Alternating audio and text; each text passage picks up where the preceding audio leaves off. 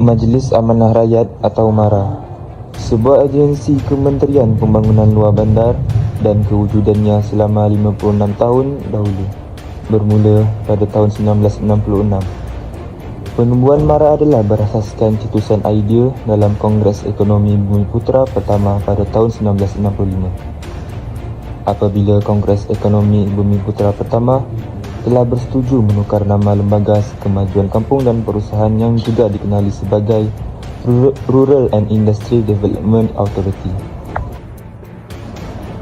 Organisasi RIDA yang telah ditubuhkan pada tahun 1950 lagi ini bertujuan untuk membantu mengatasi masalah kemunduran ekonomi dan kemiskinan di kalangan orang Melayu di luar bandar. Kekuasaan ekonomi Bumiputera menjadi cabaran masa kini dan agenda utama MARA dalam usaha untuk memastikan Bumiputera mempunyai kedudukan yang sewajarnya. Pemilihan amanah rakyat. Pemilihan perkataan amanah rakyat oleh Tun Abdul Razak dalam Kongres Ekonomi Bumiputera pada ketika itu adalah satu perkara yang ampuh dan dinamik bagi melambangkan hasrat, harapan, tanggungjawab dan janji untuk menjunjung amanah rakyat dalam memartabatkan bangsa demi memelihara generasi Bumiputera.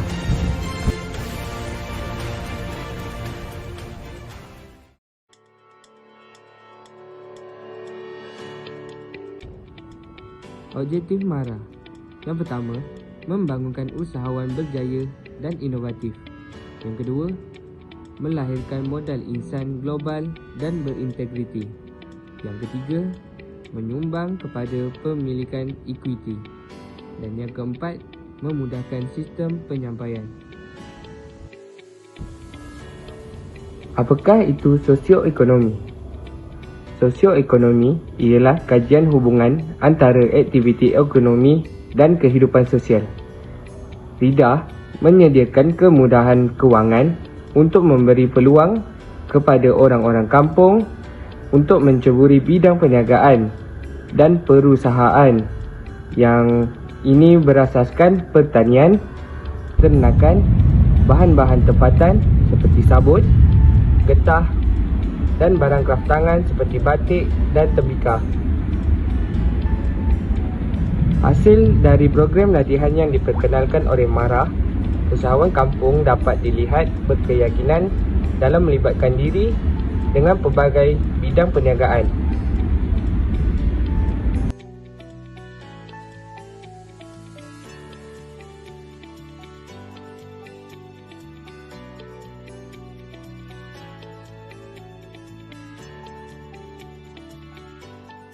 Assalamualaikum warahmatullahi wabarakatuh. Jadi hari ini daripada kursus DUA 20062 di bawah seliaan Puan Nashikin. Kami hari ini bertujuan untuk menanyakan beberapa buah soalan kepada Cik Shah tentang peranan MARA terhadap sosioekonomi Bumiputera tahun 1966 hingga kini. Soalan yang pertama, Cik Shah, sejak penubuhan MARA pada 1 hari bulan Mac 1966 hingga kini, adakah MARA masih lagi relevan kepada masyarakat Bumiputera? Ini soalan menarik you tanya ni.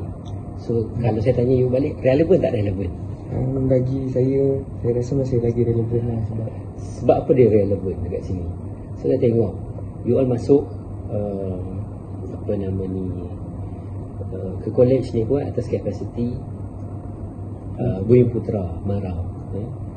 Dan juga kalau kita tengok sejak daripada penubuhannya tahun 1966, sebelum tu kita panggil dia sebagai RIDA, khusus untuk tujuan pembangunan luar bandar. Sebab kalau dulu sebelum merdeka, orang Melayu kita ni memang duduknya dekat luar bandar, dekat kampung, fasiliti tak ada.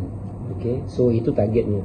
Dulu kalau waktu RIDA dulu, untuk tujuan tagihan tepung, pemegangnya adalah RIDA. So dia tak boleh dapat supply daripada lain. RIDA akan bantu untuk agihan kepada penduduk kampung. Itu sehingga tahap macam tu dulu. So bila MARA secara rasmi ditubuhkan di bawah Akta Mara sendiri tahun 1966. So 1 Mac tu lah yang kita selalu sambut setiap tahun tu. So bila dah berubah ke Mara, prospeknya lagi luas, lagi besar. So kita buat lebih kepada sosioekonomi, kepada pendidikan, okay? So kalau tanya dengan saya relevan tak relevannya, sampai sekarang ni masih relevan. Sebab ni salah satunya, kalau kita tengok sendiri pun dari segi pembangunan sosioekonomi, kita fokuskan sosioekonomi ni kepada orang cakap kelas-kelas yang besar lah sekarang ni, dan juga untuk tujuan hantar pelajar pergi ke luar negara. Itu masih lagi orang kata memerlukan sokongan Mara lah. So selagi Mara tu ada, selagi itulah insyaAllah you akan masih belajar dapat peruntukan tu. Kalau tak ada, you tengoklah, sebab you carilah mana-mana ni organisasi dekat seluruh dunia lah, you cari yang sama fungsinya macam Mara, you cuba cari. Kalau you dapat, you beritahu dengan saya. Nak tengok lah tu. Okay. So relevan itu je lah, saya jawab relevan dah. Okey, masih relevan. Seperti yang kita tahu, pandemik COVID-19 berikan impak yang besar kepada aliran tunai kepada banyak usahawan Bumiputera. Jadi sebagai agensi yang terbabit dalam pembangunan usahawan, apakah fungsi yang dimainkan oleh Mara? Okay. So COVID-19 ni kalau nak cerita bukan setakat kita lah, satu dunia, setakat Mara, satu dunia lah. Okay. Kalau kita tengok sewaktu pandemik tu, salah satunya yang Mara terlibat sama adalah apa nama ni, bawa skim-skim penjana. Dengar kan, pernah tahu kan penjana kan. Lepas tu apa lagi, ada 2-3 skim yang kerajaan dah umumkan. Mara terlibat secara langsung, termasuklah sewaktu pandemik COVID-19 ni, Mara memberikan bantuan pengecualian bayaran sewa kat atas kedai, kemudian pemberian monetarium, maksudnya penangguhan dari segi bayaran permohonan tadi, bayaran balik pembiayaan perniagaan, yang tu kita bagilah, dan juga pemberian diskaun ke atas lot komersial tertentu lah kepada usahawan-usahawan. So itu kaedah kita, macam mana kita nak bantu usahawan-usahawan, selain daripada kita memberi galakan kepada usahawan ni untuk berubah kepada platform digital sepenuhnya. Dan Alhamdulillah lah, kalau tengok perbelanjaan tu bukan sedikit. Memang orang kata perbelanjaan memakan beratus juta juga sepanjang 2 tahun tu. So Alhamdulillah.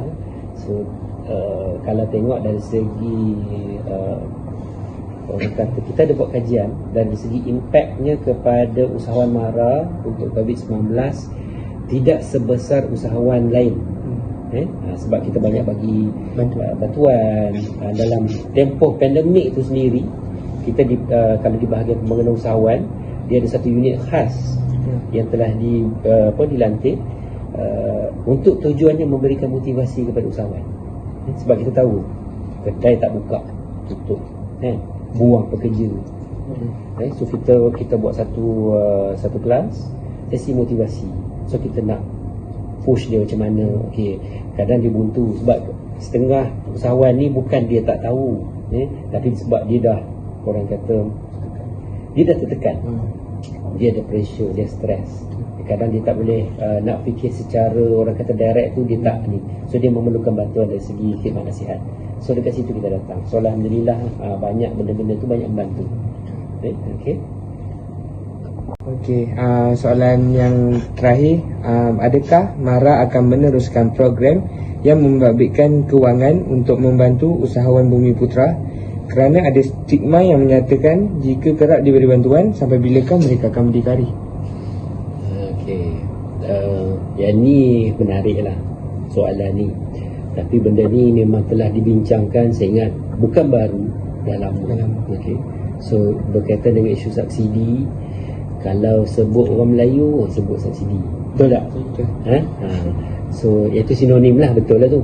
Bagi saya subsidi tu boleh diteruskan, tapi bukan dalam bentuk yang memerlukan kita apa cakap ni, kita berikan dalam bentuk wang tunai secara terus kepada klien lah, kepada pelanggan. Sebab kalau kita tengok mana-mana negara pun sekalipun, subsidi ni masih ada. Cuma mungkinnya kita boleh kurangkan dari segi penyaluran dalam bentuk wang, RM2. Kita bagi dalam bentuk-bentuk yang orang kata lebih memberi manfaat, dan dalam masa yang sama, sebab isu paling besar orang Melayu ni bila kita dapat dalam bentuk wang tunai, dia tak ada, pernah dengar tak isu words serve of belonging orang sebut. Serve belonging ni maksudnya dia tidak ada rasa benda tu dia punya. Contohnya, at least kita minta dia komitmen RM10,000, dia kena keluarkan duit dia sendiri. 10% daripada RM10,000 dia kena keluarkan duit dulu. Tak banyak pun sebenarnya, kalau RM10,000 baru RM1,000 kalau 10%, betul tak? Tapi kalau contoh nilainya besar, dia nak expand, kalau RM200,000 dia kena keluarkan duit apa? RM20,000 kan? Itu minimum RM10,000. Itu kaedah kita, macam mana cara kita nak supaya dia rasa at least yang kata saya pinjam tapi dalam tu ada duit saya. Dia punya pelaburan. Yes, itu dia cakap, dia kena ada rasa macam benda tu dia punya, self belonging. Dia kena ada yang tu. So kaedah tu dia banyak kaedah sebenarnya. Tapi subsidi ni kalau nak buat pun memang kenalah tersasar lah. B40 macam mana, M40 macam mana.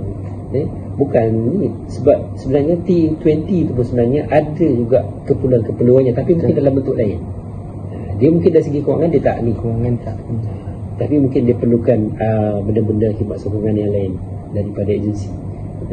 So subsidi kena tengok, kena tengok golongan sasaran.